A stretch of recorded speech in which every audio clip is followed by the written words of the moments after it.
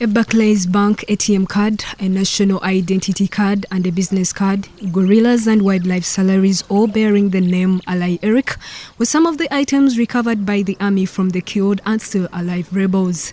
Alai Eric was the Ugandan guide for David and Cecilia Barlow, a foreign couple on their honeymoon who were killed when their safari vehicle was attacked in the Queen Elizabeth National Park on October 17th. We have confirmation that this is the same team that killed the white men, that killed these tourists in the park, and we are very happy that this has happened.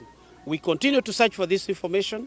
We continue to search for these other thugs that could have remained, but we are so sure that what we have done gives us a lot of encouragement that these guys have really come to their end. Several bottles containing chemicals, a solar panel, and objects used to make improvised explosive devices were also recovered. On the other side of the UPDF, under the command of Major General Dick Olum of the Mountain Division and others, the mission was a success following the capture of a senior rebel commander called Abdul Rashid Choto, at times known as Njovu. Of course, this has been a very superb operation guided by His Excellency the President, where we got a number of special forces which also came into play. The Marines of the UPDF. It was a joint operation that really was led by intelligence, and we've come out eventually with the results. UPDF is a force I've been proud about. Yeah, the whole of yesterday afternoon, throughout the evening, throughout the night, we were with them. We were planning with them. And we were seeing success coming. So we had patrols on the waters of Lake Edward, on the side of the waters of Kayanja, then Chondo on Lake Edward, and we were successful. UPDF managed to put, here we can see 2 bodies out of action. Then we were so lucky, so fortunate that even they were able to arrest the most notorious in Njovu. His seizure and killing of some of his fighters during an exchange of fire on Lake Edward on Uganda's border with Congo Tuesday night of October 2023 was good news for the terrified community.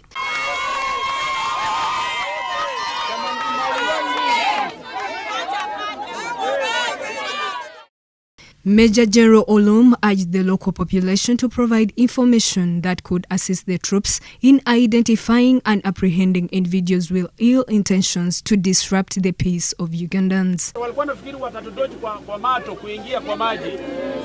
Lakini na sisi vile tuko na vitu vyetu. Tukafika huko tukawakamata. Komanda yao ambao wanaongoza hichi kundi na uwaua watu. Ndio unaita yeye Njovu. Nafikiri umemwona wanamchukua kwa gari.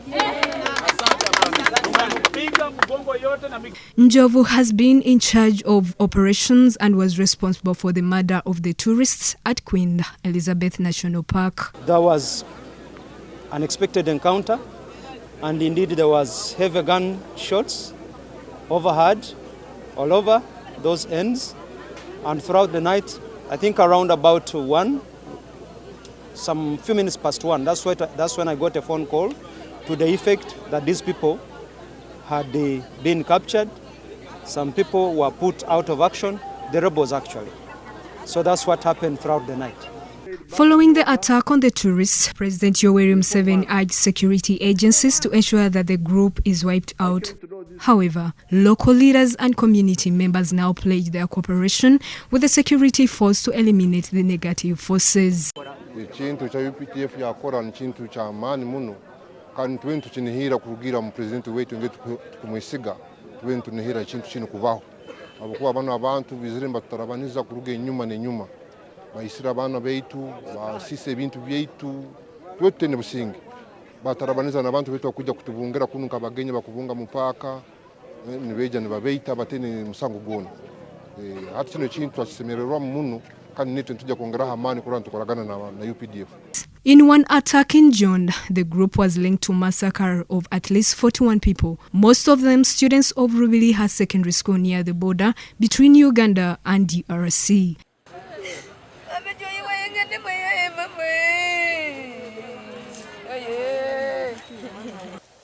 They came to this school, Mpondwe Rubiliha Secondary School, which is a very small school, an NGO school. funded by a Canadian NGO, with a population of 63 students, 20 boys in one dormitory, almost 27 boys in one dormitory, and around 28 girls in one dormitory. They reached to the security, held him up, and shot him in the head.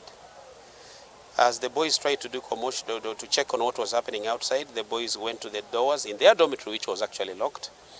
They tried to lock the dormitories behind them so that these guys would not come in.